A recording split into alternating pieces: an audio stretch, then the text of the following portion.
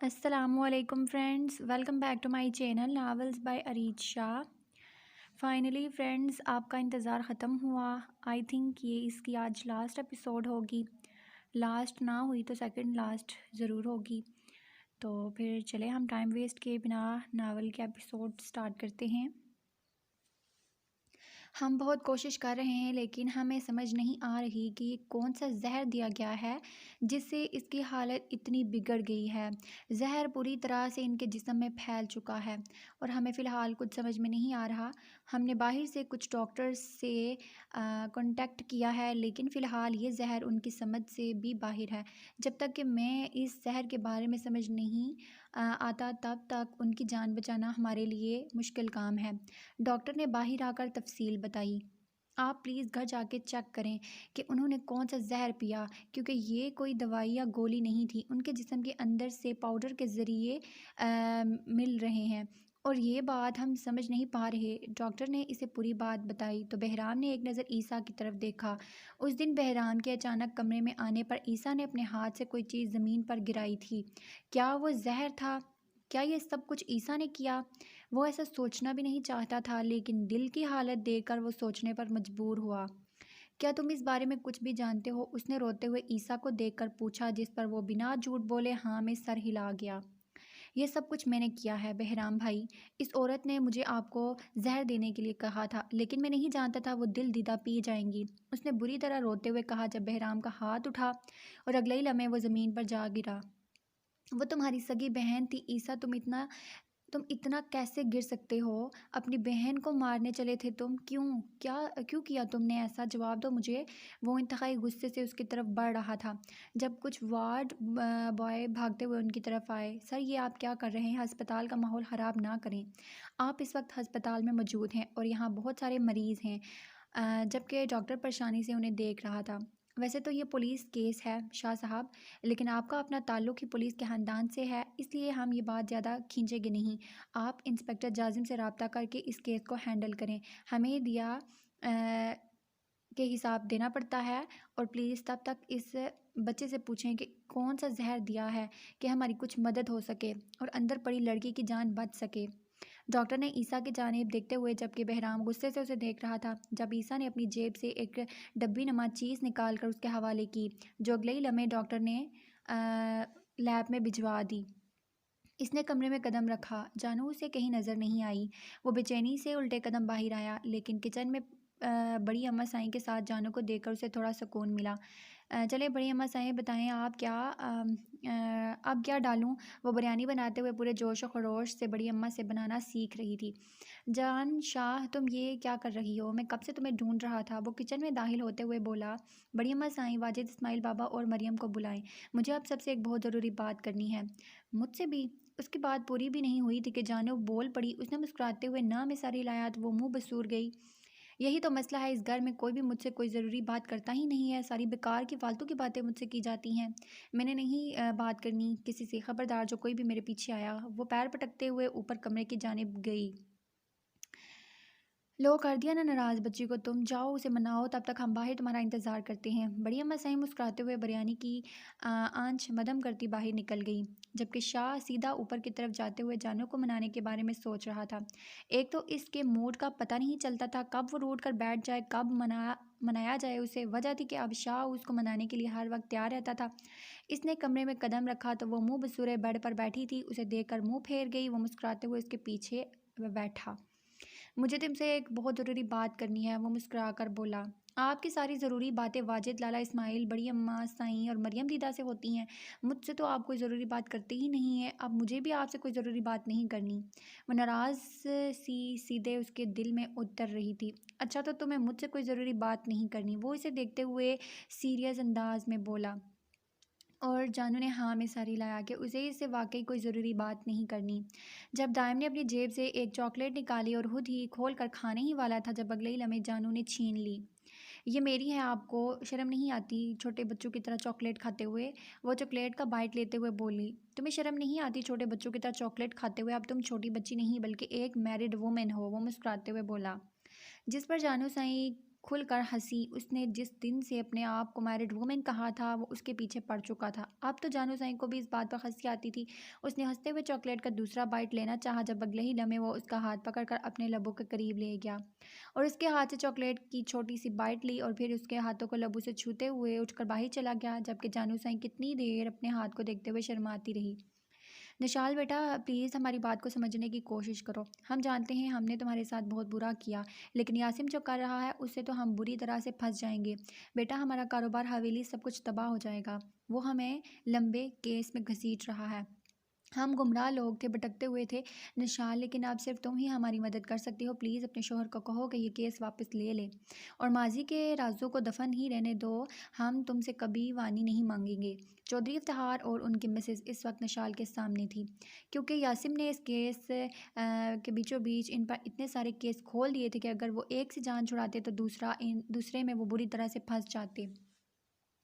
اپنی ہی 8 بچیوں کا انہیں کوئی اتا پتہ نہیں تھا، جبکہ ان کے مردہ بیٹے پر بھی ایک بہت لمبا سلسلہ نکل چکا تھا۔ اس کے علاوہ جس گاؤں میں وہ حکمرانی کرتے تھے وہاں بھی بیٹی کا پیدا ہونا ان کے لیے شرمندگی تھی، اور ان کے ساتھ وہاں پر جاہل لوگ بیٹی کی پیدائش کو غلط سمجھنے لگتے تھے۔ اس کے علاوہ گاؤں میں سے کتنی ہی لڑکیوں کو شہر نوکری کا جھانسا دے کر بری طرح پھنسانے والے لوگوں میں ان کا نام شامل تھا۔ اس وقت نشال کے علاوہ ان کی اور کوئی مدد نہیں کر سکتا تھا، جبکہ اس نے جب کچھ دن بعد اسے آ کر یہ بتایا کہ یہ لوگ اس سے پہلے کیا کرتے آئے ہیں تو اس کا اپنا کلیجہ پھٹ رہا تھا۔ وہ لوگ جہالت کے دور سے تعلق رکھتے تھے، جن کی نظر میں عورت ذات کی کوئی عزت نہ تھی۔ بیٹیوں کا وجود ان کے لیے شرمندگی تھا۔ اسے حیرانگی ہوتی تھی یہ جان کے کہ آج کے دور میں بھی ایسے لوگ زندہ ہیں۔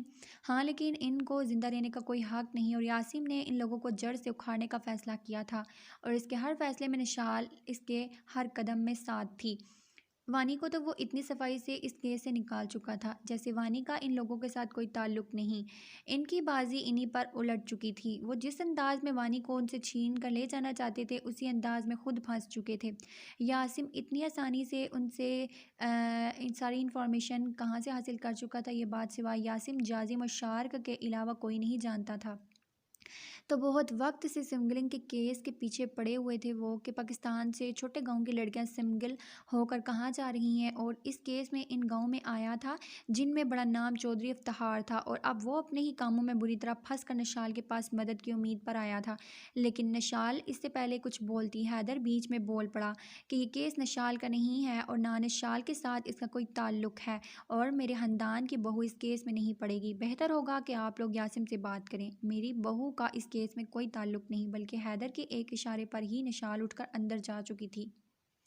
نور کو تو پریشانی تھی کہ یاسم کیوں برے لوگوں سے پنگے لے رہا ہے، لیکن جب اسے یہ پتہ چلا کہ وہ اپنے ملک کے لیے ویسے ہی بڑے بڑے گھٹیا لوگوں کا پردہ فاش کرتا ہے تو وہ فخر سے سر اٹھا چکی تھی۔ اس کا بیٹا کوئی عام شخص نہیں بلکہ پاک آرمی کا نوجوان ہے، ایک سیکرٹ ایجنٹ ہے۔ اس کا اتنے سارے دن گھر سے غائب رہنا، اس کا کوئی نام و نشان نہ ملنا، یہ سب اسے اس کام سے جوڑتا تھا۔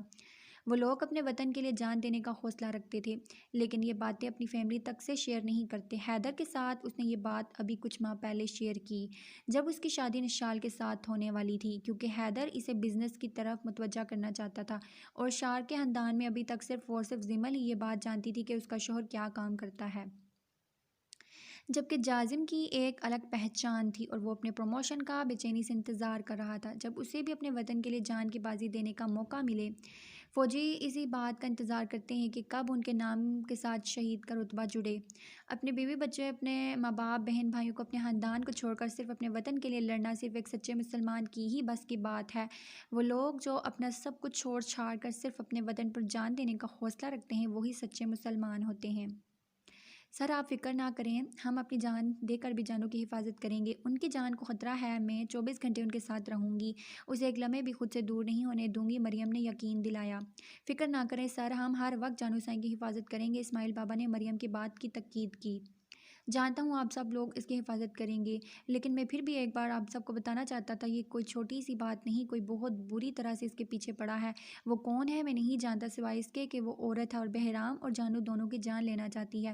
بہرام یہاں سے بہت دور ہے، وہ اپنی جان کی حفاظت خود کر سکتا ہے، لیکن جانو نہیں کر پائے گی۔ وہ نہ سمجھ ہے ان سب باتوں کی، اسے سمجھ نہیں۔ اگر ہم اسے یہ بتائیں کہ اس کی جان کو خطرہ ہے تو ہو سکتا ہے کہ وہ خود خوفزدہ ہو جائے، ڈر جائے، اس لیے ہم یہ بات اسے نہیں بتائیں گے۔ ہم اپنی طرف سے اس کی حفاظت حفاظت کریں گے۔ آپ لوگ ہر وقت اس کے ساتھ رہیں گے، ایک لمحے کو بھی اس کو تنہا نہیں چھوڑیں گے۔ میں جانو سائیں کی جان پر رسک نہیں لے سکتا، مجھے کسی قسم کی کوئی شکایت نہیں ملنی چاہیے۔ وہ ان چاروں کو دیکھتے ہوئے بولا۔ اس وقت وہ ان لوگوں کے علاوہ اور کسی پر یقین نہیں کر سکتا تھا۔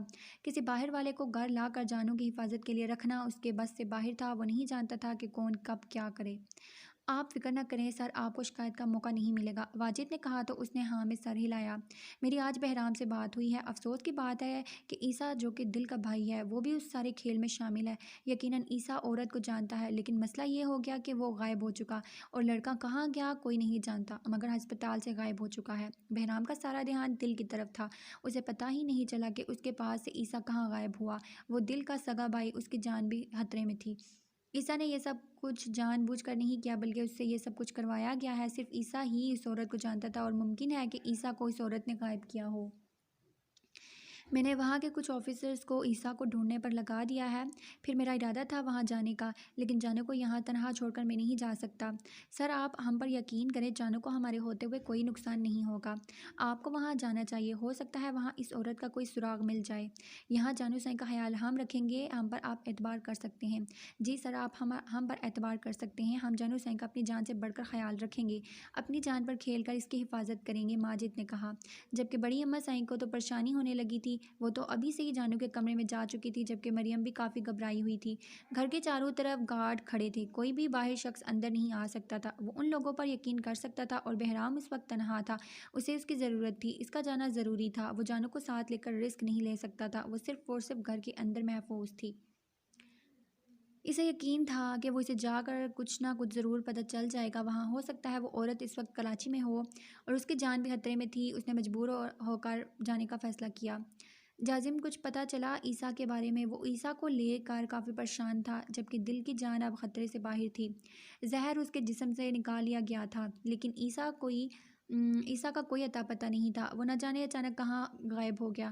آج آزمائش عظمیٰ سے ہر طرف ڈھونڈ رہے تھے، شارق اور یاسم بھی ان کے ساتھ تھے، جبکہ تائشہ تو جانماز پر بیٹھی مسلسل دعا مانگ رہی تھی دل کے لیے۔ کوئی اس کے خاندان کے خلاف اتنی بڑی سازش کر سکتا ہے، وہ تو ان سب چیزوں سے انجان تھی۔ ضیلا اور زرش ہسپتال میں ان کے ساتھ ہی تھی اور عیسیٰ کو لے کر سبھی پریشان تھے۔ جازم تو پورے شہر میں عیسیٰ کو تلاش کر رہا تھا، لیکن اس کا کوئی اتا پتہ نہیں تھا۔ اچانک وہ کہاں گیا؟ ہسپتال کے CCTV کیمرہ میں بھی اس کی کوئی خبر نہیں۔ پھر ان کو بس اتنا پتہ تھا کہ وہ عورت عیسیٰ کے بلبوتے پر اپنے مقصد میں کامیاب نہیں ہو پائی۔ مطلب صاف تھا کہ کیا وہ عیسیٰ کو جان سے مار دے گی، اور وہ ایسا کبھی نہیں ہونے دے سکتا تھا۔ عیسیٰ کہاں ہے؟ آپ نے اس پر ہاتھ نہیں اٹھایا؟ دل کو جب ہوش آیا اسے اپنے بھائی کی فکر ہونے لگی، جو نہ جانے کہیں غائب ہو چکا تھا، کہیں وہ بہرام کے غصہ کرنے کی وجہ سے ہی چھوڑ کر چلا گیا۔ دل بری طرح رو رہی تھی اور بہرام کب سے کھڑا اسے خاموش کرانے کی کوشش کر رہا تھا۔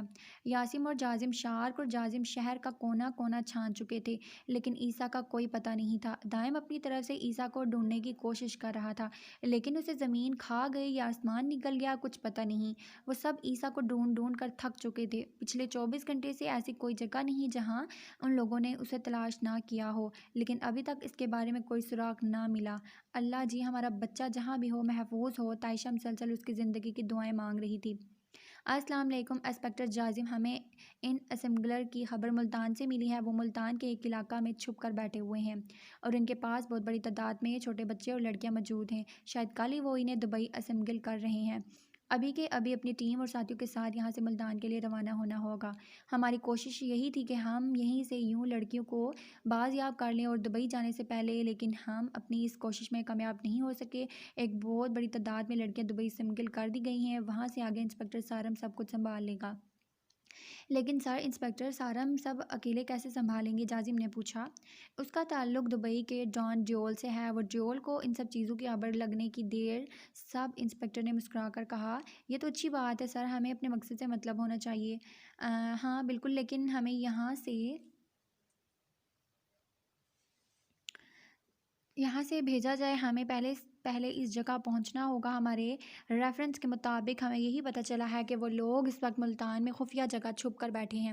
سب انسپکٹر اسے پوری طرح سے خبردار کر رہا تھا، جبکہ اس وقت اس کی فیملی کو بھی اس کی ضرورت تھی۔ اگر اسے ملتان روانہ ہونا پڑا تو شارک اور یاسم کو بھی اس کے ساتھ آنا تھا، پھر تو یہاں کوئی بھی نہیں بچے گا۔ یہاں کا یہ سب کچھ ہینڈل کون کرے گا؟ عیسیٰ کا پتہ کیسے چلے گا؟ جاسم بہت پریشان تھا، لیکن اس وقت فرض نبھانا ضروری تھا۔ تم لوگ فکر مت کرو، میں یہاں ہوں نا، میں سب کچھ سنبھال لوں گا۔ میدان بھائی بہرام، ہم ہیں یہاں پر، سب کچھ سنبھال لیں گے، تم لوگ بے فکر ہو کر جاؤ۔ اس وقت فرض کو زیادہ تم لوگوں کی ضرورت ہے۔ شازم نے ان کی ہمت باندھتے ہوئے کہا۔ انہیں اس وقت ملتان کے لیے نکلنا تھا، ان کی مجبوری تھی، اس وقت وہ اپنا فرض نبھانے کے لیے بھی پیچھے نہیں ہٹ سکتے تھے۔ اپنا خیال رکھنا اور جلدی واپس آنا، جمل نے اس کے قریب آتے ہوئے آہستہ آواز میں کہا اور اس کے ہاتھ میں ایک تعویذ پہنانے لگی، جسے دیکھ کر شارک بے ساختہ مسکرایا۔ بسنتی، ملتان جا رہا ہوں، میدان جنگ میں نہیں، کہیں بنا نہ رہ سکا وہ۔ میرے لیے یہ بھی میدان جنگ سے کم نہیں ہے، وہ مدھم آواز میں بولی۔ ادھر دیکھو، تمہاری بھابھی کیسے تمہارے بھائی کے گلے لگ کے اسے بائے کر رہی ہے، ایسی ایک پیاری سی ہگی تمہارے شوہر کو بھی چاہیے۔ وہ باہیں پھیلائے بولا، جب اگلے لمحے جمل نے اس کے دونوں ہاتھوں پر مارتے ہوئے ہاتھ نیچے کیے۔ زیادہ فری ہونے کی ضرورت نہیں ہے، اس کی طرح ایموشنل نہیں ہو سکتی، جاؤ، بیسٹ آف لک، جلدی واپس آنا۔ وہ ایک نظر اسے دیکھ کر دل کے روم میں چلی گئی۔ انہیں تھوڑی دیر میں گھر کے لیے نکلنا تھا، کیونکہ ہسپتال میں زیادہ لوگ نہیں رہ سکتے تھے۔ دوست، جلدی واپس آنا، ماما بہت ہٹلر ہیں، بہت تنگ کرتی ہیں مجھے۔ وانی منہ پسولتے ہوئے اس کی گود میں چڑھی نشال کی شکایت لگا رہی تھی، جبکہ وہ مسکراتے ہوئے کبھی نشال کو دیکھتا تو کبھی اس سے۔ سنو، میری بیٹی کو زیادہ تنگ مت کرنا اور ڈانٹنا بھی مت، وہ مصنوعی غصے سے نشال کو کہتا اس کے ماتھے پر بوسہ دیتا نور سے ملنے لگا۔ اور تھوڑی ہی دیر میں وہ تینوں اپنے سفر کے لیے نکل چکے تھے۔ تائشہ اور نور ان کی خیریت کی دعائیں مانگ رہی تھی۔ واپس دل کے پاس کمرے میں آئی۔ وہ کافی دیر سے مسلسل گھر پر فون کر رہا تھا، لیکن بار بار فون آف ہونے کے باوجود بھی کسی نے فون نہیں اٹھایا۔ نہ جانو کا فون لگ رہا تھا، نہ کسی اور کا۔ آخر کیا وجہ تھی؟ کسی کا بھی فون نہیں لگ رہا تھا۔ آخر ہوا کیا تھا؟ فون نہ ہونے کی وجہ سے پریشان ہو گیا، جبکہ یہاں اسے وہ ڈھونڈتے ہوئے باہر آیا اور اسے کھانے کے لیے بلانے لگا۔ بہرام، میں کب سے خرم سے بات کرنے کی کوشش کر رہا ہوں، لیکن اس کا فون نہیں لگ رہا، بلکہ کسی کا بھی فون نہیں لگ رہا۔ اس نے اپنی پریشانی کی وجہ بتائی۔ پریشان مت ہو دائم، اللہ سب بہتر کرے گا، تم آؤ کھانا کھا لو، دل کافی بہتر ہے، صبح اسے گھر لے جائیں گے، اسے اندر آنے کا اشارہ کرتے ہوئے بتا رہا تھا، جبکہ دائم اس کے پیچھے ہیں۔ جب بہرام کا فون بجنے لگا، انجان نمبر سے فون آتے دیکھ کر بہرام نے فوراً اٹھانا بہتر سمجھا۔ ہیلو بہرام لالا، ہماری مدد کریں۔ ہیلو بہرام لالا، یہ عورت ہمیں پتہ نہیں کہاں لائی ہے، آپ میری بات سن رہے ہیں نا؟ عیسیٰ کے بار بار پکارنے پر بہرام بولا۔ عیسیٰ، کہاں ہو تم اور کس کی بات کر رہے ہو؟ کون ہے وہ عورت؟ بتاؤ تم مجھے، کہاں ہو؟ میں تمہیں ابھی لینے آ رہا ہوں۔ عیسیٰ کے نام لینے پر دائم اور شازم اس کے قریب آئے۔ لالا جانو بے ہوش ہے، پتہ نہیں ان لوگوں نے اسے کیا دیا، بالکل بات ہی نہیں کر رہی۔ بہرام لالا پلیز ہمیں سن لے اپنے لاڈلے کی آواز۔ بہرام مقدم شاہ، اب اگر اسے زندہ دیکھنا چاہتے ہو تو جہاں میں بلا رہی ہوں وہاں چلے آؤ، بنا پولیس کو انفارم کیے، اور نہ ہی کسی دوسرے تیسرے کو تم اپنے ساتھ شامل کر سکتے ہو۔ دوسرے تیسرے سے مراد دائم شاہ سوری، یاد رکھنا۔ دوسری طرف فون پر اسے ایک سرد نسوانی آواز سنائی دی۔ ٹھیک، کوئی نہیں آئے گا، میں اکیلا آؤں گا۔ بتاؤ مجھے کہاں آنا ہے، تم کیا چاہتی ہو؟ تمہاری جان، مجھے صرف اور صرف تم سے اور مقدم شاہ کی بیٹی سے مطلب ہے۔ اس کی نسل کے خون کا ایک ایک قطرہ میں اپنی آنکھوں کے سامنے بہتے ہوئے دیکھنا چاہتی ہوں۔ میں تمہیں اپنی آنکھوں کے سامنے تڑپ تڑپ کر مرتے دیکھنا چاہتی ہوں۔ تمہاری موت اتنی مشکل بنانا چاہتی ہوں کہ موت کو بھی تم پر ترس آ جائے، لیکن مجھے تم پر ترس نہیں آئے گا، کیونکہ نہ تو تمہارا باپ ترس کھانے کے قابل تھا اور نہ ہی تم۔ جس طرح سے میں نے تمہارے ماں باپ کو تڑپا تڑپا کر مارا ہے، اسی طرح تمہیں اور تمہاری بہن کو بھی مارنا چاہتی ہوں، اور میرے انتقام کے بیچ میں جو بھی آیا وہ زندہ نہیں بچے گا، چاہے وہ دائم شاہ سوری ہو یا پھر عیسیٰ کردم شاہ۔ اگر تم اپنے بیوی کے بھائی کو زندہ دیکھنا چاہتے ہو تو جلد سے جلد میرے بھیجے ہوئے پتے پر آ جاؤ، کیونکہ اس کو میں زندہ چھوڑنا چاہتی ہوں۔ میں اپنے ہاتھوں سے صرف تمہیں اور تمہاری بہن کو قتل کرنا چاہتی ہوں۔ میں بے گناہوں کے قتل کے بوجھ کے نیچے دبنا نہیں چاہتی، اور نہ تم بے گناہ ہو، تمہارا باپ بے گناہ تھا۔ فون بند ہو چکا تھا، جبکہ بہرام یہی سوچ سوچ کر پریشان تھا کہ جانو کو کچھ ایسا دیا گیا ہے جس کی وجہ سے اسے ہوش نہیں آ رہا۔ دائم، جانو وہاں سیف نہیں تھے جہاں تم چھوڑ کر آئے ہو۔ میری بہن اس وقت اس عورت کے قبضے میں ہے اور عیسیٰ بھی وہاں ہے، میں وہاں اکیلے جاؤں گا، تم میرے پیچھے نہیں آؤ گے، سمجھ رہے ہو میری بات کو؟ تم میرے پیچھے نہیں آؤ گے دائم، میں اکیلے جاؤں گا۔ اس عورت نے دھمکی دی ہے کہ اس بارے میں نے کسی کو بھی نہیں بتایا، تو اگر میں نے کسی کو بتایا تو ہو سکتا ہے وہ جانو کو مار دے۔ اس کا مقصد مجھے اور جانو کو ختم کرنا ہے، لیکن میں تم سے وعدہ کرتا ہوں چاہے مجھے کچھ بھی ہو جائے جانو کو کچھ نہیں ہوگا، پلیز مجھے اکیلے جانے دو۔ اسے یقین تھا اگر دائم اس کے ساتھ آیا یقیناً وہ عورت اس کے وہاں پہنچنے سے پہلے جانو اور عیسیٰ کو جان سے مار دے گی، کیونکہ اس نے اسپیشلی دائم کو نہ بتانے کے لیے کہا ہے۔ میں تم سے کچھ نہیں کہوں گا بہرام، بس مجھے ایک بات کا جواب دو، اگر وہاں جانو کے بجائے دل ہوتی تو کیا تم یہی پر ہاتھ پہ ہاتھ دھرے بیٹھے رہتے؟ تمہارے پاس تو اتنے رشتے ہیں، میرے پاس جانو کے علاوہ اور کوئی نہیں ہے، میں کیسے یہاں بیٹھا رہوں؟ وہاں میری جانو نہ جانے کس حال میں ہوگی، میرے بنا اکیلے گھر سے باہر نہیں نکلتی، اگر میں تھوڑی دیر لیٹ ہو جاؤں تو کتنی دیر مجھ سے ناراض ہوتی ہے، اس وقت تو نہ جانے اتنی بار مجھے پکار چکی ہوگی، میری ضرورت ہے اسے۔ بہرام مجھے اپنے ساتھ لے کر چلو پلیز، میں تمہارے سامنے ہاتھ جوڑتا ہوں، پلیز مجھے لے کر چلو، تو میں تمہاری محبت کی قسم میں تم سے وعدہ کرتا ہوں کہ میں اس عورت کی نظر میں نہیں آؤں گا، میں پیچھے رہوں گا، میں سامنے نہیں آؤں گا، میں تم سے وعدہ کرتا ہوں، مجھے اپنے ساتھ لے چلو، میں یہاں بیٹھا رہا تو میں پاگل ہو جاؤں گا، بہرام نہ جانے کیا کر بیٹھوں گا میں، مجھے لے چلو، میں اس عورت کو اس کے انجام تک پہنچائے بنا سکون سے نہیں بیٹھوں گا جس نے میری جان کو ہرٹ کیا ہے۔ دائم کس طرح پیچھے ہٹنے کو تیار نہیں تھا، اس بات کی خبر کہیں سے اس عورت کو لگ گئی تو نہ جانے وہ جانو کا کیا حال کرے گی۔ میں یہاں سے اکیلا رہ جاؤں گا اور تم گھر واپس جانے کے بہانے آ جاؤ۔ جہاں وہ اس کی محبت اور دیوانگی کو لے کر بہت خوش تھا، وہیں عیسیٰ اور جانو سائیں کی زندگی کو لے کر بہت پریشان تھا، کیونکہ جو کچھ بھی ہوا تھا اس بارے میں جانو اور عیسیٰ بالکل انجان تھے، اور بہرام اب جاننا چاہتا تھا کہ آخر کون ہے وہ اس کے باپ کی اتنی بڑی دشمن ہے، اس کی نسل تک کو زندہ نہیں چھوڑنا چاہتی، اور جس کی وجہ سے وہ نہ جانے اپنے کتنے قیمتی رشتے کھو چکا تھا۔ حویلی میں جتنے بھی اس کے عزیز ابدی نیند سو چکے تھے، اب اس عورت کو ان سب کا حساب دینا تھا۔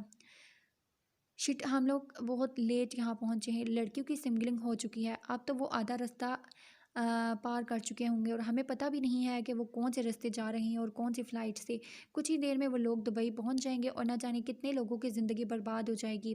اس دل میں تقریباً 33 نوجوان بچے اور لڑکے شامل ہیں جنہیں پاکستان کے الگ الگ علاقوں سے کڈنیپ کیا گیا ہے۔ انسپکٹر شارک اور انسپکٹر جازم، ہو سکتا ہے آپ لوگوں کو اس مشن کے تحت دبئی جانا پڑے، لیکن اس سے پہلے ہمیں ایک علاقے سے کچھ معلومات مل رہی ہیں، ان لوگوں کا تعلق سیاست سے ہے اور یہ اپنے ہی ملک کی جڑیں کھوکھلی کر رہے ہیں، ہمیں ایسے گھٹیا اور ذلیل لوگوں کو ان کے انجام تک پہنچانا ہے۔ دبئی میں انسپکٹر سارم لوگوں کی مکمل مدد کرے گا، اس کا مافیا گینگ سے بھی اچھے تعلقات ہیں، پچھلے سال وہ پاکستان میں بھی بہت سارے لوگوں کو ان کے انجام تک پہنچا کر گیا ہے۔ ٹھیک ہے سر، اس کا ہم اس جگہ کو رابط کرتے ہیں جہاں سے ان لوگوں کی خبر مل رہی ہے، تب تک ہم تینوں کی فلائٹس کا انتظام کرتے ہیں۔ شارک کرسی سے اٹھتے ہوئے دونوں اپنے پیچھے اشارہ کرتے ہوئے باہر کی طرف نکل گیا۔ یہ مافیا گینگ کہیں یارم کاظمی کا تو نہیں؟ یاسم نے باہر آتے ہوئے کہا تو مسکراتے ہوئے ہاں میں، اس نے سر ہلایا۔ کون یارم کاظمی؟ وہی ڈیول جو لوگوں کے ہاتھ پر کاٹ دیتا ہے بلیڈ سے؟ جازم نے اس کی بات میں حصہ لیا تو اس بار بھی شارک مسکراتے ہوئے ہاں میں سر ہلایا۔ کیا بات ہے، مطلب اب ہم مافیا کی مدد لیں گے؟ جازم کو اچھا خاصا غصہ آیا۔ ہاں لیکن آج یارم کاظمی کے خلاف کسی کو کبھی کوئی ثبوت نہیں ملا آج تک، وہ یہ کام کرتا ہے لیکن آج تک نہ تو اس کے بارے میں کسی کو کوئی بات پتہ ہے اور نہ ہی کبھی پتہ چلے گی۔ اس کے خلاف کبھی کچھ سنا ہے تم لوگوں نے؟ وہ بڑے بڑے سارے گنڈوں کو ختم کر کے خود گینگ بن گیا تھا۔ السلام، وہ کنگ بنا ہے لیکن بادشاہی کے لیے نہیں بلکہ لوگوں کو انصاف دلانے کے لیے۔ وہ بے شک دبئی کا ڈان ہے لیکن ایک عام زندگی گزارتا ہے، جتنی دولت اس کے پاس ہے اگر چاہتا تو یہ سب کچھ اور ایک خوبصورت ترین زندگی گزار سکتا تھا اپنی بیوی اور بچے کے ساتھ، لیکن نہیں، اس نے بہت سارے لوگوں کو انصاف دلانا تھا، بہت سارے لوگوں کو ان کے انجام تک پہنچانا تھا، صرف اس کے لیے وہ ایک ایسی زندگی گزار رہا ہے جس میں ہر لمحہ موت اس کے ساتھ چلتی ہے۔ اور یارم کاظمی موت کو اپنے ساتھ لے کر اس مان سے چلتا ہے جیسی زندگی نہیں موت اس کی ساتھی ہو۔ ڈیول کی بس ایک ہی کمزوری ہے جو دنیا کے سامنے ہے، لیکن کسی میں اتنی ہمت نہیں کہ وہ یارم کاظمی کی کمزوری کا استعمال کرے۔ یار یہ تو کافی دلچسپ انسان ہے، اگر ملاقات ہوگی تو مزہ آئے گا۔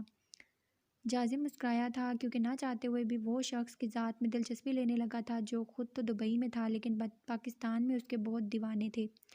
کیسا عجیب شخص تھا جو تو تھا تو ڈون، لیکن قانون پر اتنی حکومت رکھتا تھا۔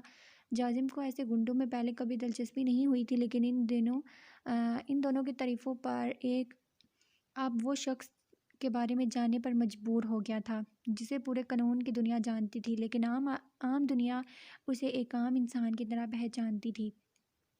شارک اور یاسم کافی ایکسائٹڈ لگ رہے تھے یارم کاظمی سے ملنے کے لیے، جب کہ وہ خود یہ بھی جانتے تھے کہ ان کی ملاقات سارم سے ہونی ہے، یارم کاظمی سے نہیں۔ لیکن ممکن ہے کہ سارم کی مدد کرنے کے لیے ڈیول بھی آ ہی جائے۔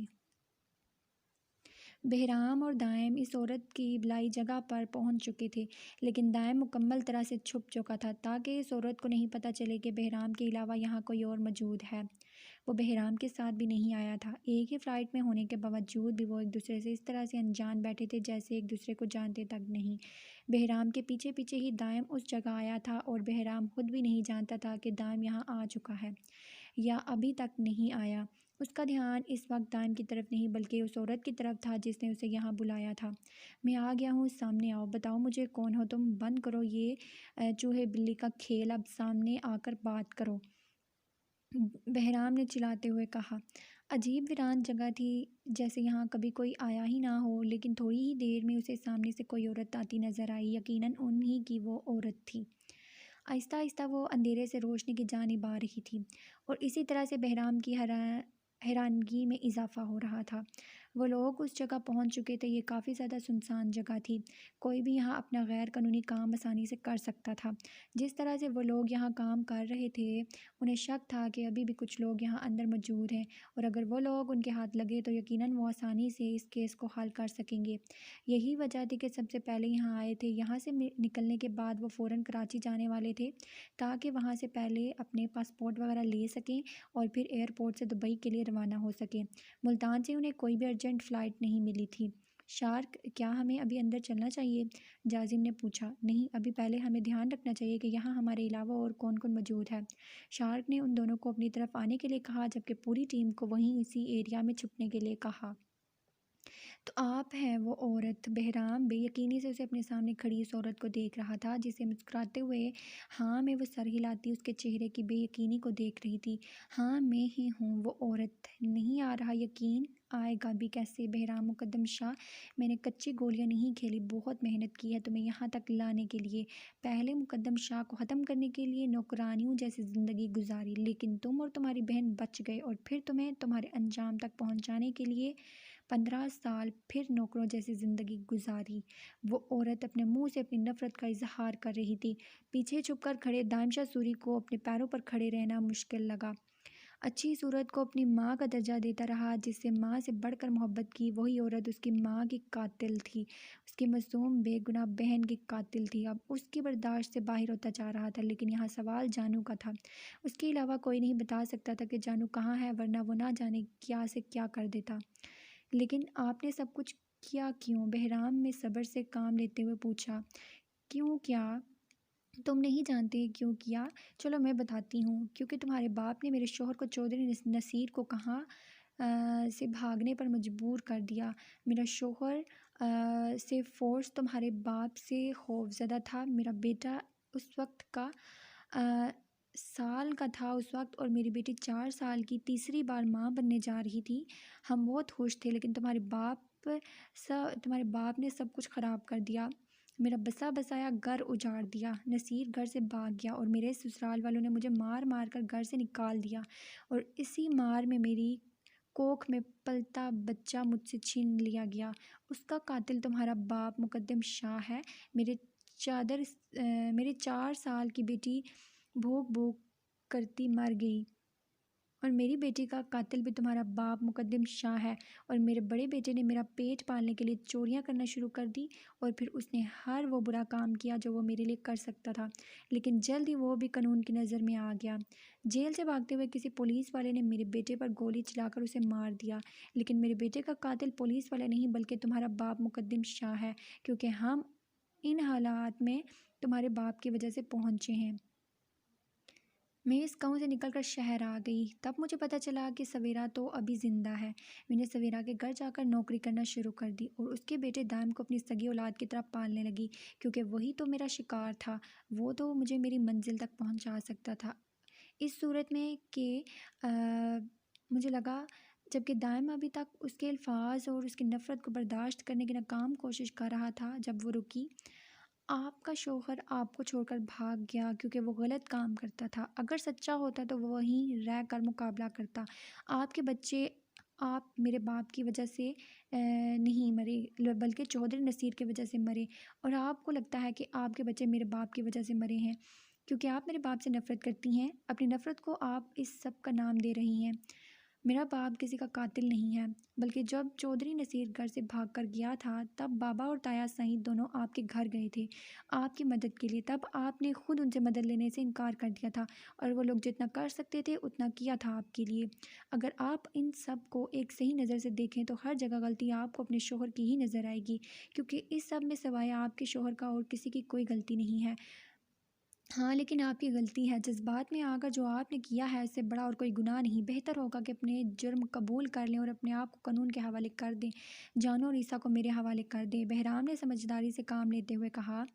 ہاں ہاں، تمہیں لگتا ہے کہ میں اتنی آسانی سے اس لڑکی کو تمہارے حوالے کر دوں گی؟ نہیں بہرام جان، نہیں، وہ تو مرے گی اور تم بھی مرو گے۔ پتہ نہیں اب تک اس کا کیا حال ہوگا ہو رہا ہوگا، کیونکہ یہاں سے تو میں اسے دبئی بھجوا چکی ہوں، اور یہاں سے بھیجی گئی لڑکیوں کا وہاں کا کیا حال ہوتا ہے یہ تو تمہیں پتہ ہی ہوگا۔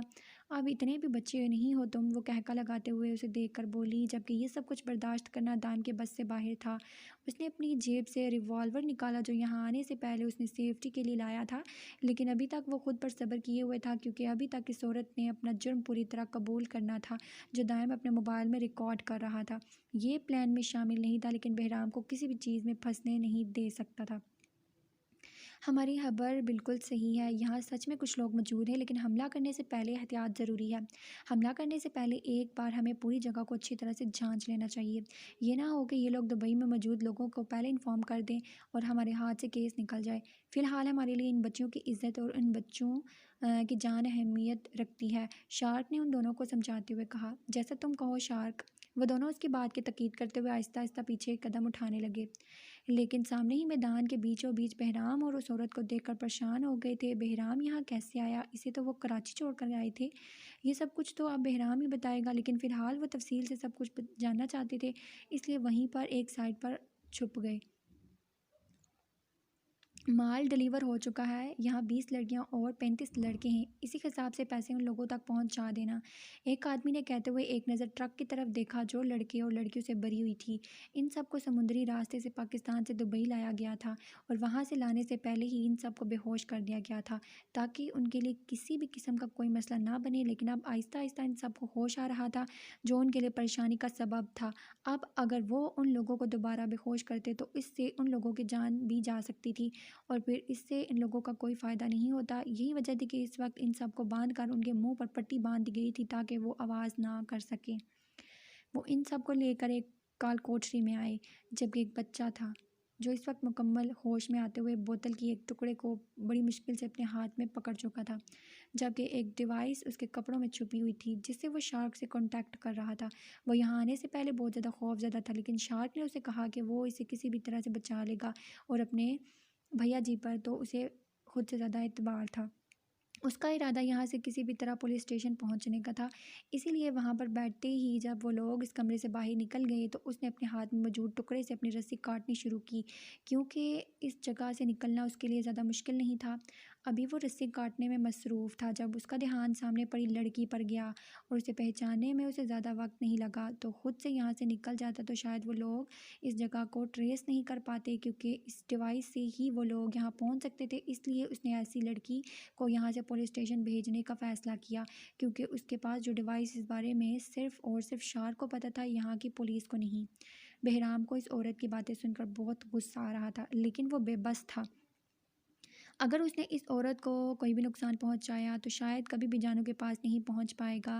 تمہیں پتہ ہے بہرام مقدم شاہ، تمہارے باپ کو ختم کرنا میرے لیے ایک بہت مشکل کام تھا۔ سب کچھ ایک پلاننگ کے تحت ہوا تھا۔ یہ سب کچھ نہیں کرنا چاہتی تھی میں تو سیدھی سادھی تمہارے باپ کے سینے میں گولیاں مار دینا چاہتی تھی، اس کا قصہ ختم کر دینا چاہتی تھی۔ اور میں نے کئی بار اسے مارنے کی کوشش بھی کی، لیکن ہر بار وہ میرے وار سے بچ جاتا، ہر بار کچھ نہ کچھ ایسا ہو جاتا، میں اسے مار نہیں پاتی، اور جب وہ زندہ بچ جاتا تو میری نفرت میں اضافہ ہوتا چلا جاتا۔ پھر میں نے ایک ڈیل سی بنائی۔ یہ صرف 2-3 دن کا پلان نہیں تھا، بلکہ پورے 1 سال کا پلان تھا۔ میں پورا 1 سال تمہارے باپ کو موت کی نیند سلانے کے لیے پلاننگ کرتی رہی۔ پھر جا کر میرے دماغ میں آگ لگانے کا خیال آیا، کیونکہ تمہارے باپ کو مارنا آسان نہیں تھا۔ اسے مارنے کے لیے تو مجھے تمہاری ماں کا استعمال کرنا پڑا۔ وہ تمہاری ماں سے اتنی محبت کرتا تھا کہ اس کے لیے اپنی جان تک دینے کے لیے پیچھے نہ ہٹا۔ ٹھیک کہہ رہی ہوں میں۔ دائم کے بے خوف بچا اور تایا سے حویلی میں آگ لگوائی، ان سب کو اپنے کھیل میں شامل کرنا میرے لیے کوئی مشکل کام نہیں تھا۔ یہ میرے لیے مشکل کام تھا، لیکن جب میں نے ان کو یقین دلایا کہ اسرار مر جائے گا، اور میں نے اسرار کو مروا بھی دیا، وہ بھی تمہارے ہی باپ کے ہاتھوں، سب کچھ میری پلاننگ کے تحت ہوا تھا۔ اس کے بعد بھی بالکل ویسا ہی ہوا۔ مقدم سویرا کو حویلی لے گیا، اور پھر میں نے تمہارے دماغ میں وہ باتیں ڈالنے کے لیے صغیر کو وہاں بھیج دیا۔ ان سب باتوں کے بعد تم نے غصے میں آ کر اپنے ہی باپ سے بدتمیزی کی اور کہا کہ حویلی میں آگ لگا دوں گا۔ اسی دن میں نے سوچا کہ کیوں نہ میں حویلی میں آگ لگا کر سارا الزام تم پر لگا دوں، اور پھر میں نے حویلی میں آگ لگوا دی۔ مجھے لگا تھا کہ سب لوگ مر جائیں گے، لیکن نہیں۔ جب مجھے لگا کہ سب لوگ نہیں مریں گے اور مقدم شاہ بچ جائے گا، تو پھر میں خود اس حویلی میں چلی گئی، کیونکہ مجھے مقدم شاہ کی چلتی ہوئی سانسوں کو روکنا تھا۔ میں اپنے ہاتھ سے اس کی سانسیں روکنا چاہتی تھی۔ اس دن میں بھول گئی تھی کہ حویلی میں آگ لگی ہے۔ مجھے مطلب تھا صرف اور صرف مقدم شاہ کی جان سے، جس کے لیے میں کچھ بھی کرنے کو تیار تھی۔ میں اس حویلی میں آئی، حویلی کو ہر طرف سے آگ لگی ہوئی تھی، لیکن مقدم شاہ اب بھی زندہ تھا، اور وہ آگ کی لپیٹ سے کردم اور جنید کو بچانے کی کوشش کر رہا تھا۔ ان کے اوپر سے پلر اٹھانے میں وہ کامیاب ہو چکا تھا، لیکن اس سے پہلے کہ وہ جنید کو نکالتا، میں نے مقدم کے بازو پر گولی چلا دی، اور وہ پھر جو پلر اس نے اتنی مشکل سے ہٹایا تھا پھر سے جنید پر جا گرا۔ پھر تو یقیناً شاید جنید مر ہی گیا ہوگا۔ بیچارہ اپنا گھر بار سب کچھ چھوڑ کر کردم شاہ کی حفاظت کرنے آیا تھا، عورت نے قہقہ لگاتے ہوئے کہا، جبکہ وہ وہاں سے کچھ فاصلے پر جازم کو ایسا لگا جیسے وہ اپنے باپ کی موت کو اپنی آنکھوں سے دیکھ رہا ہے۔ مقدم شاہ نے مجھے دیکھ لیا، اور اگلے ہی لمحے وہ مجھے پہچان چکا تھا کہ میں وہی ہوں، سویرا کے گھر میں کام کرنے والی ملازمہ دائم کی آیا۔ لیکن وہ بھول گیا کہ اس سے ٹھیک 15 سال پہلے بھی وہ مجھ سے ملا تھا۔ ہاں، لیکن تب میری حالت اور اس وقت کی حالت میں بہت فرق تھا۔ تب میں ایک ملکہ تھی اور 15 سال کے بعد ایک ملازمہ۔ وہ تو چودھری نصیر کو اس طرح سے بھول گیا تھا جیسے اس شخص سے اس کا کوئی تعلق ہی نہیں۔ اس کو تو یاد بھی نہیں تھا کہ اس کی وجہ سے اس کا پورا خاندان تباہ ہو گیا۔ تمہاری ماں اسے بہت فکر تھی دل کے بھائی کی۔ وہ اس کو بچانے کی ہر ممکن کوشش کر رہی تھی، اسے اپنی آغوش میں چھپائے وہاں سے باہر جانے کی کوشش کر رہی تھی، جب میں نے اسے پیچھے سے پکڑ لیا، اور مقدم شاہ جو قدم میری طرف مجھے مارنے کے لیے بڑھا رہا تھا وہیں روک گیا۔ بیچارہ بہت پیار کرتا تھا تمہاری ماں سے۔ میں نے مقدم شاہ کے سینے میں 1-2-3 یہاں تک کہ اپنی بندوق میں موجود ساری گولیاں اس کے سینوں میں چلا دی۔ سکون، اف، کتنا سکون ملا تھا مجھے اسے اپنی آنکھوں کے سامنے مرتے دیکھ کر۔ وہ قہقہ لگاتے ہوئے ہنسی، کوئی پاگل عورت لگ رہی تھی۔ میں نے اپنی بندوق کے پیچھے سے خوریا کے سر پر وار کیا، لیکن اس کا بہتا ہوا خون دیکھ کر مقدم شاہ سے میری طرف لبکا۔ میں نے حوریا کو اس کی طرف دھکا دیتے ہوئے بچے کو اس سے چھین لیا۔ آخر اس بچے سے میری کوئی دشمنی نہیں تھی۔ کردم، جنید، دھڑکن اور اس خاندان کے سبھی لوگ میرے ہاتھوں مر گئے۔ مجھے افسوس ہے، میں کسی بے گناہ کو نہیں مارنا چاہتی تھی۔ میرا گنہگار صرف اور صرف مقدم شاہ تھا، لیکن اس سے جڑے اس کے سارے پیارے خود ہی آ گئے اور مارے گئے۔ لیکن میں مان گئی تمہارے باپ کی محبت کو۔ وہ تمہاری ماں کو اتنا چاہتا تھا، اسے اتنی محبت کرتا تھا کہ تمہاری ماں کو بچانے کے لیے کوئی بھی حد پار کرنے کو تیار تھا۔ تمہارا باپ تو تمہاری ماں سے اتنی محبت کرتا تھا کہ جب تمہاری ماں کے اوپر آگ سے دہکتا ہوا پلر گرا تو تمہارے باپ نے اسے اپنے نیچے چھپا لیا۔ لیکن میرے پاس زیادہ وقت نہیں تھا۔ حویلی میں پھیلتی جا رہی تھی آگ۔ مقدم شاہ کی چند آخری سانسیں بچی تھیں۔ میں عیسیٰ کو وہاں سے لے کر نکل گیا निकल गई। मेरा इरादा बाद में उसी वक्त किसी यतीम खाने में डाल देने का था, लेकिन जब तुम और तुम्हारी बहन बच गए तो मुझे बहुत गुस्सा आया, क्योंकि मैं तुम लोगों को भी ज़िंदा नहीं छोड़ना चाहती थी। मैं मुकद्दम शाह की नस्ल को नस्त नाबूद कर देना चाहती थी। यही वजह थी कि इस बच्चे को मैंने एक मोहरे के तौर पर इस्तेमाल किया और ख़ुद इसे पालने लगी। लेकिन ये सब हकीकत बताई और फिर दामशा सूरी उससे दिन रात तुम्हारे खिलाफ करती रही, जेल में भी और जेल के बाहर भी, क्योंकि जब तक तुम जेल से बाहर नहीं निकलते तब तक मैं तुम्हें मार नहीं सकती थी, और जब तुम बाहर आए तब मैं तुम्हें पहचानती नहीं थी। और नाजिया जानू को इस तरह से अपने आगोश में छुपाए रखती थी कि मैं चाह कर भी उसका कुछ नहीं बिगाड़ पाती। दाइम के घर में मुझे बहुत बार मौका मिला जानू को ख़त्म करने का, लेकिन नहीं कर सकी। हर वक्त वो मरियम, इस्माइल और वाजिद उसके साथ चिपके रहते थे। और फिर मैंने प्लान बनाया, फिर मैंने अपना आखिरी पत्ता फेंका, ईसा का इस्तेमाल किया, लेकिन वो बेवकूफ़ तुम्हें जहर देने के बजाय दिल को ही जहर दे बैठा, और इसका अंजाम यही पड़ा हुआ वो भुगत रहा है। लेकिन अब तुम्हें तुम्हारी मौत तक जाने से कोई नहीं रोक सकता। जानू तो मरेगी, लेकिन इससे पहले मैं तुम्हें ख़त्म करूँगी। वो उसकी तरफ बंदूक तानते हुए बोली। इससे पहले कि वो औरत बहराम पर गोली चलाती, दाइम अपने रिवॉल्वर से इस औरत के हाथ पर शूट कर चुका था। तुमने तो कहा था पिस्तौल उस हाथ से दूर जा गिरी। जबकि दायम को देखकर वो औरत शर्मिंदा होने के बजाय बहराम पर चिल्लाई थी, तुम यहाँ अकेले आए हो, मतलब तुमने मुझे धोखा दिया, ये तुमने बहुत गलत किया बहराम मुकद्दम शाह। मैं अब उसका अंजाम तक तुम्हें भुगतना पड़ेगा। तुम सारी ज़िंदगी अपनी बहन को ढूंढते रहोगे, लेकिन कभी उस तक पहुंच नहीं पाओगे। चाहे मुझे जान से मार दो, मुझे अपनी मौत का कोई अफसोस नहीं है, लेकिन यहाँ से जाने से पहले मैं तुम्हें ख़त्म करके जाऊँगी, क्योंकि मैं अपनी इतनी बड़ी प्लानिंग फ़ेल नहीं होने दे सकती। तुम्हारी वजह से मैंने अपने 29 साल बर्बाद कर दिए, अपना शोहर, अपने बच्चे, अपना घर, सब कुछ खो दिया। तुम्हें ज़िंदा कैसे छोड़ सकती हूँ? वो गुस्से से कहते हुए एक बार फिर से अपनी पिस्तौल की तरफ बढ़ रही थी। वही रुक जाए बड़ी अम्मा साईं, वरना मजबूरन मुझे गोली चलानी पड़ेगी। दायम को समझ आ चुका था इस औरत के सामने किसी भी किस्म के जज्बात का इजहार करना फजूल है। उसने सिर्फ और सिर्फ उसे इस्तेमाल किया है, और इस्तेमाल करने वाले लोगों के साथ क्या किया जाता है दायम अच्छे से जानता था। उसे इस औरत से कोई हमदर्दी या कोई मोहब्बत महसूस नहीं हो रही थी। उसे पता था तो बस इतना कि इस औरत को उसकी मासूम बहन पर भी तरस नहीं आया। नहीं दायम, पागल मत बनो, उसके अलावा कोई नहीं जानता कि जानू कहाँ है। दायम को उनकी तरफ पिस्तौल किए देखकर बहराम परेशानी से बोला, तुम फिक्र मत करो बहराम, अपनी जानू को दुनिया के आखिरी कोने से भी मैं ढूंढ निकालूंगा। इस औरत को ज़िंदा नहीं छोड़ूंगा जो इतने सालों तक मेरे माँ बाप के वफादार नौकर बनी आस्तीन का सांप थी। दायम ने बहराम को समझाना चाहा, लेकिन इससे पहले ही वो पिस्तौल हाथ में लेते हुए बहराम की तरफ शूट कर चुकी थी। इससे पहले कि गोली बहराम को लगती, शार्क ने औरत पर गोली चलाई। दायम की गोली सीधी उसके हाथ में लगी, जबकि शार्क की पिस्तौल से निकलने वाली गोली उसका सीना चीर चुकी थी।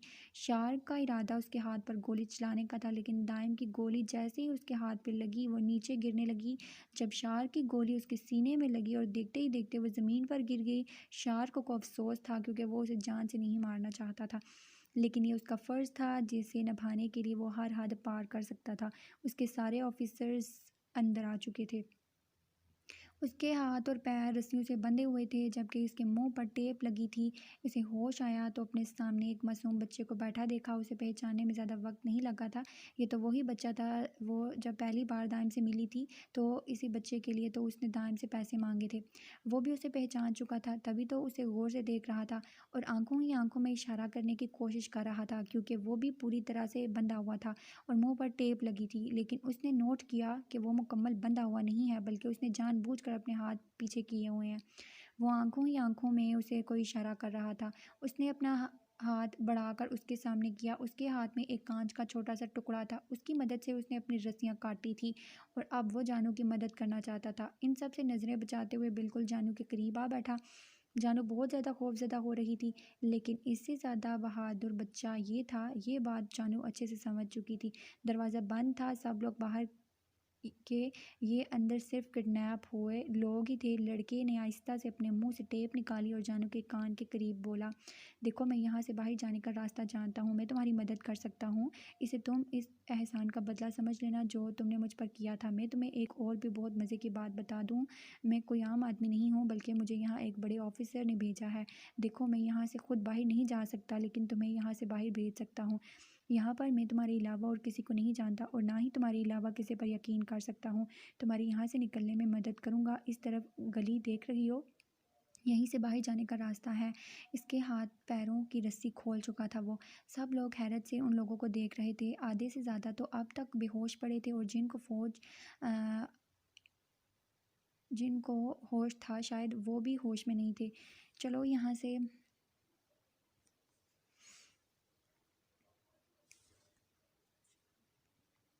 وہ اسے باہر کی طرف آنے کا اشارہ کر رہا تھا اور جانو اس بچے کی ہمت دیکھتے ہوئے فوراً ہی اس کے پیچھے آئی۔ اس کے سامنے ایک لاش پڑی تھی۔ دائم کو یقین نہیں آ رہا تھا کہ وہ اتنا بڑا گناہ کر چکا ہے۔ وہ اپنے ہاتھوں سے عورت کی جان لے چکا ہے۔ وہ قاتل نہیں تھا لیکن اس عورت نے قاتل بننے پر مجبور کر دیا۔ جب شارک اور سب لوگ نیچے آئے، شارک نے اس کے کندھے پہ ہاتھ رکھ کر اسے بتایا کہ گولی اس سے چلی ہے، دائم سے نہیں۔ شاید وہ سمجھ چکا تھا کہ دائم اس سچویشن کو لے کر بہت پریشان ہے۔ پولیٹکس میں قدم رکھتے ہوئے اس نے بڑے بڑے لوگوں سے پنگا لیا تھا لیکن آج تک کسی کو جان سے نہیں مارا تھا۔ جانو کہاں تھی کوئی نہیں جانتا تھا، جبکہ جازم، شارک اور یاسم اس جگہ کا چپا چپا چھان لے کے سارے کمرے میں۔ جب اچانک شارک نے انہیں آواز دی، دائم اور بہرام بھی ان کی طرف متوجہ ہوئے۔ یہاں عیسیٰ بے ہوش پڑا ہے۔ شارک کے کہنے پر سب بھاگتے ہوئے اس کمرے کی طرف آئے۔ عیسیٰ زمین پر بری حالت میں پڑا تھا۔ شارک اسے چیک کر رہا تھا۔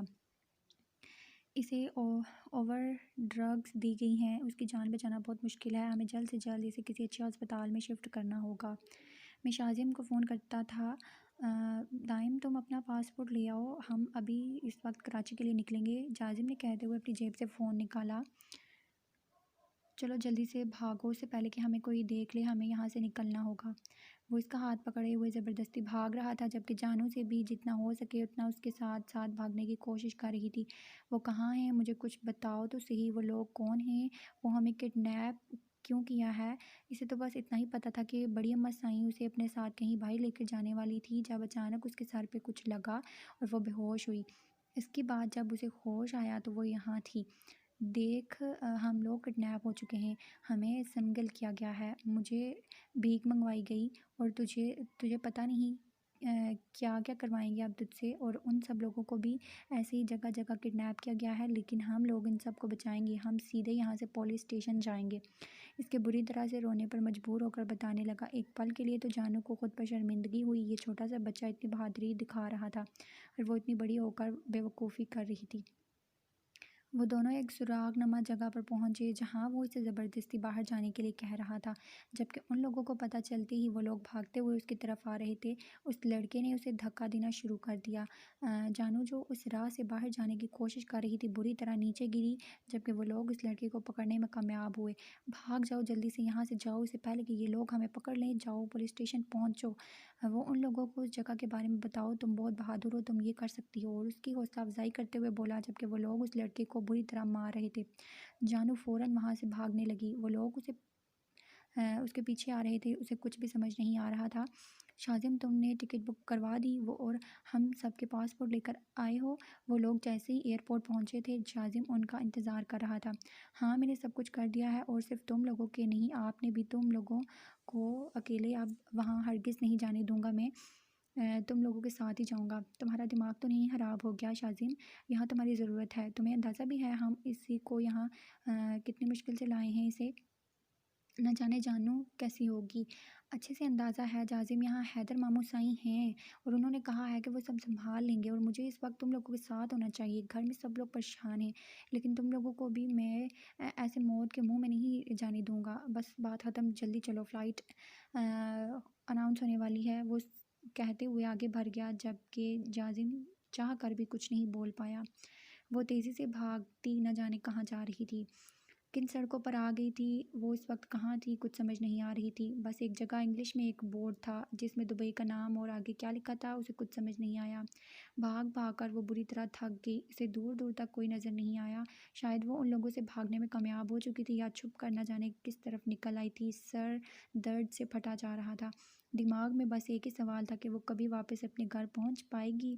سڑک کے بیچوں بیچ گپ اندھیرے میں وہ بالکل اکیلی وہیں بیٹھ کر اپنے گھٹنوں میں منہ چھپا کر پھوٹ پھوٹ کر رونے لگی، جب اچانک ایک گاڑی اس کے بالکل قریب آئی۔ خوف سے اس کا پورا جسم تھر تھرانے لگا۔ یقیناً وہ لوگ اس تک پہنچ چکے تھے اور وہ ایک بار پھر سے اسے اسی کال کوٹری میں بند کر دیں گے، نہ جانے اس کی اگلی منزل کیا ہوگی۔ اس نے اندھیرے میں ایک آدمی کو اپنی طرف بڑھتے دیکھا، اس کا پورا جسم کانپ رہا تھا، اور پھر آہستہ آہستہ وہ چلتا ہوا اس کے قریب آیا، زمین پر آ گیا تھا۔ کیا میں آپ کی کچھ مدد کر سکتا ہوں؟ وہ بالکل اس کے قریب بیٹھا پوچھ رہا تھا۔ ہورم نے ایک نظر اس کے چہرے پر دیکھا، بات کرتے ہوئے اس کے گال پر ایک ڈمپل نمایاں ہوا، لیکن اس کے چہرے کے سیریس تاثرات دیکھ کر ہورم کو لگا کہ شاید وہ اس کی مدد کر سکتا ہے۔ ایک تو یہ شخص اردو میں بات کر رہا تھا، تو مطلب صاف تھا کہ وہ پہچان چکا ہے کہ لڑکی کا تعلق پاکستان سے ہے۔ پلیز میری مدد کریں، وہ لوگ مجھے پاکستان سے یہاں لائے ہیں، وہاں بہت ساری لڑکیاں اور بچے ہیں، میرا دوست بھی وہیں پھنس گیا ہے، مجھے واپس اپنے گھر جانا ہے، آپ میری مدد کریں گے نا؟ وہ پوری طرح روتے ہوئے اسے بتانے لگی، جبکہ اس کی معصومیت پر نہ چاہتے ہوئے بھی یارم مسکرایا۔ آف کورس میں تمہاری مدد کروں گا، چلو یہاں سے میری گاڑی میں چلو، میں تمہیں اپنے گھر چھوڑ دوں گا اور اس کے بعد تمہارے دوست کو تمہارے پاس لے کر آؤں گا۔ روتے نہیں بیٹا، چلو شاباش۔ یارم نے اسے اٹھاتے ہوئے اپنا فون نکالا۔ تم نے مجھے بتایا کیوں نہیں شارف کہ وہاں سے ایک لڑکی بھاگ چکی ہے؟ اس نے ہورم کو گاڑی میں بٹھا کر دوسری طرف آتے ہوئے شارف کو فون کیا۔ میں تمہیں کب سے فون کر رہا ہوں ڈیول، یہاں سے ایک لڑکی اور لڑکے نے بھاگنے کی کوشش کی، لڑکی بھاگ گئی لیکن بچہ بری طرح پھنس گیا ہے، یہ لوگ اسے بہت مار رہے ہیں اور میں اس کے لیے کچھ نہیں کر سکتا، اگر میں لوگوں سے کچھ کہتا ہوں تو انہیں شک ہو جائے گا۔